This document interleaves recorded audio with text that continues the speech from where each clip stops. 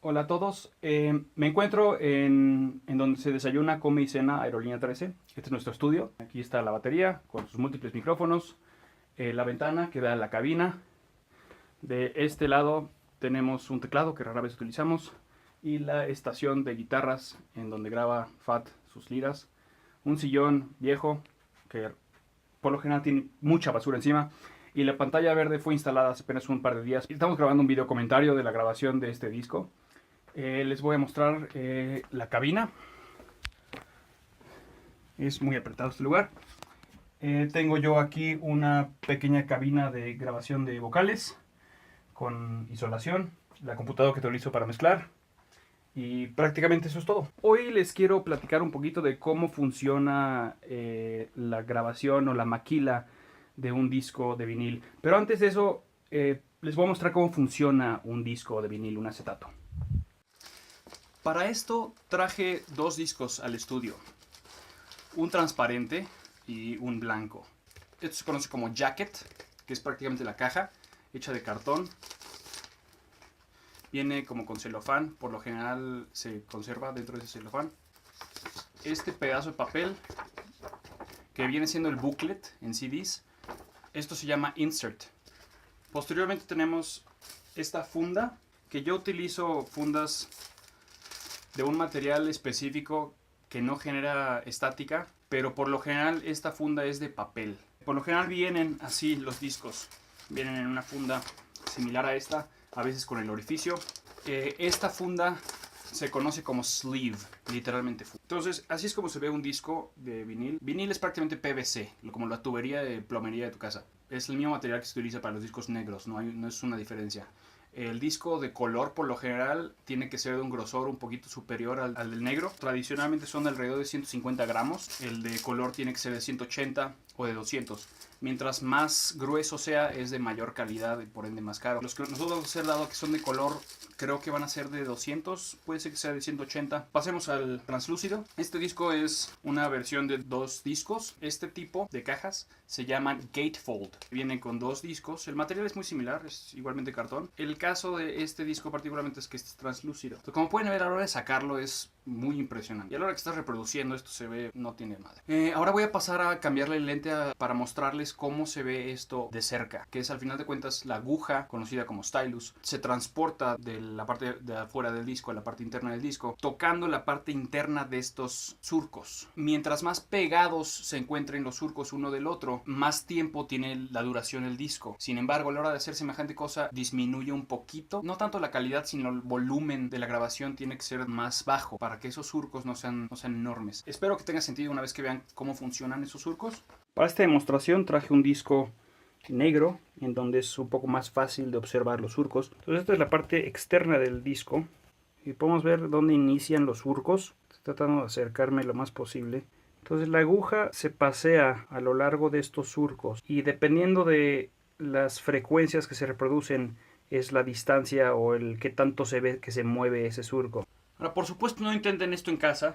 Bajo estricta teoría, si ustedes tomaran un disco de vinil, de acetato, como este, y lo pusieran en una tornamesa, que realmente lo único que hace la tornamesa es darle vueltas. En los 80s era común que una tornamesa tuviera funciones automáticas, en la cual el brazo se levantara al aplicar el botón de start y se posicionara en la posición inicial del disco y a la hora de concluir la reproducción se levantara y se fuera a descansar. Si ustedes tomaran un disco, lo pusieran en la tornamesa, empezase a girar y tomaran una aguja, literalmente una aguja de coser, y la pusieran en contacto con el disco, no solamente madrean el disco, pero escucharían el disco a través de vibraciones, que al final de cuentas es exactamente lo que esos surcos son.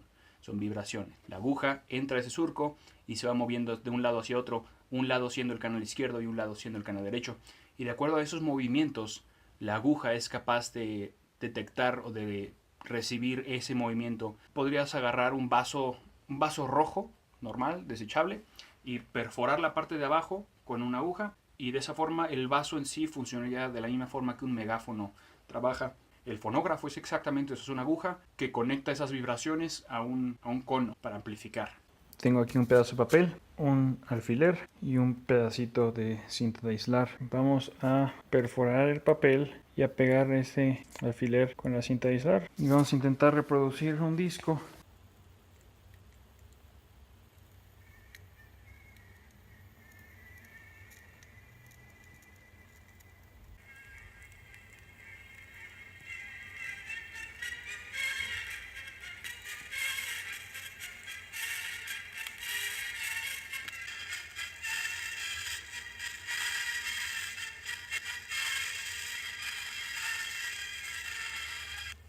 Así de simple es como funciona un disco de acetato de vinil.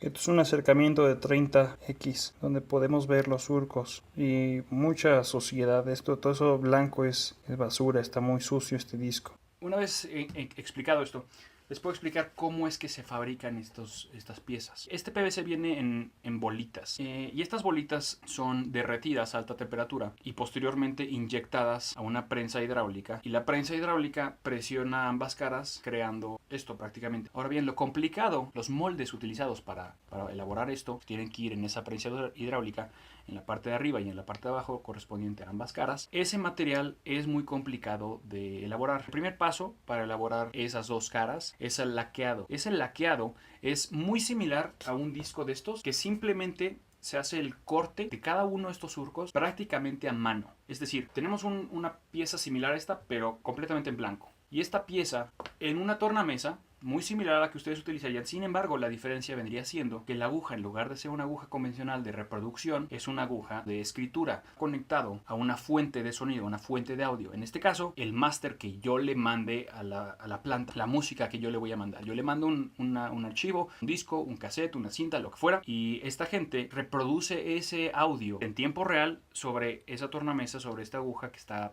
escribiendo esa vibración. Posteriormente ese laqueado, esa hoja de laca, pasa por un proceso electromagnético en el que ese disco se sumerge en un líquido muy rico en ciertos minerales, y con electricidad se hace que esos minerales se adhieran a ese disco. Entonces este proceso de metalizado existe de dos diferentes métodos. El primer método se conoce únicamente como two-step. Pasa por dos diferentes procesos y ya. Haces esos dos procesos únicamente si necesitas hacer alrededor de 500 copias o menos. Si quieres hacer más copias, vas a necesitar un tercer proceso de metales que se adhiere, un tercer tipo de metal. Desconozco la especie de metal que se adhiere a la laca. Una vez tenido esos tres pasos, la laca es, digamos, reforzada de tal forma que podemos poner esa laca en la parte superior de la prensa y otra laca en la parte inferior. Para la hora de inyectar PVC derretido y ponerle presión, obtenemos algo muy similar a un disco de vinil. Prácticamente eso es todo. Es costoso, ya que la laca en sí, por lo general, tiene un ingeniero en audio que hacerlo a mano y en tiempo real. Toma tiempo. Es posible que no salga a la primera. Hay desecho de material. Por lo general, su costo suele ser de entre 200 y 500 dólares dependiendo del estudio. Hay estudios económicos. El estudio que yo conseguí para que nos haga nuestro disco posiblemente me cobra alrededor de 210 dólares, nada más por la laca y el mastering de esa laca. Posteriormente, el proceso de agregarle acero y mineral a la laca, por lo que he buscado, aparentemente tiene un costo de entre 100 dólares por cara hasta otros 500 dólares por cara, dependiendo del proceso y dependiendo de la calidad y dependiendo de cuántas copias deseamos hacer. Pero, en fin, prácticamente esto es lo que estamos haciendo. El costo bien es considerablemente alto, particularmente si queremos hacer pocas piezas. Yo creo que me voy a aventar a hacer bastantes más, me voy a aventar a hacer unas 50. El primer disco que grabamos, Volando Alto, en 2005 y lanzamos en 2006, mandamos maquilar 1000 copias en CD y vendimos a lo mejor entre 500 y 600 copias. El costo de ese disco recuerdo que fue alrededor de 36 mil pesos. Eso es considerando que no hubo gasto de grabación, porque yo tengo el estudio, yo grabo aquí, yo mezclo, entonces realmente no hubo un gasto externo. Ese costo fue prácticamente en sesión de fotografía y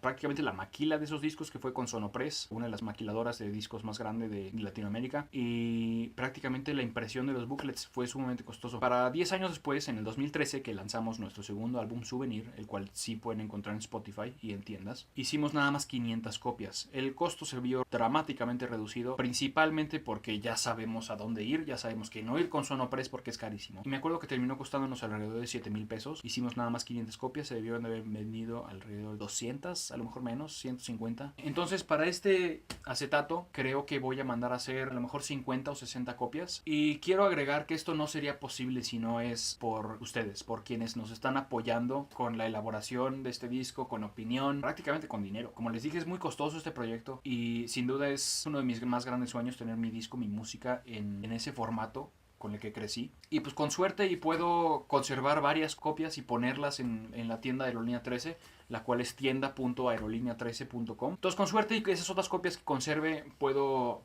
ir recuperando inversión a lo largo de un par de años. Y de igual manera, este disco lo vamos a sacar igual en CD. Quienes nos están apoyando en la compra de esta primera serie de viniles van a recibir una copia en CD, van a recibir la descarga, posiblemente en el segundo en el que yo la tenga lista la van a tener, antes de que se la mande a Spotify, antes de que se la dé a iTunes, antes de subirla a Google Play, ustedes la van a tener. Si conocen a alguien, saben de alguien que puede estar interesado en apoyar a una banda mexicana que lo hace todo nosotros, el diseño de la página de internet, el diseño de los discos, todo lo hacemos nosotros, la mezcla, la edición, la producción, todo lo hacemos nosotros.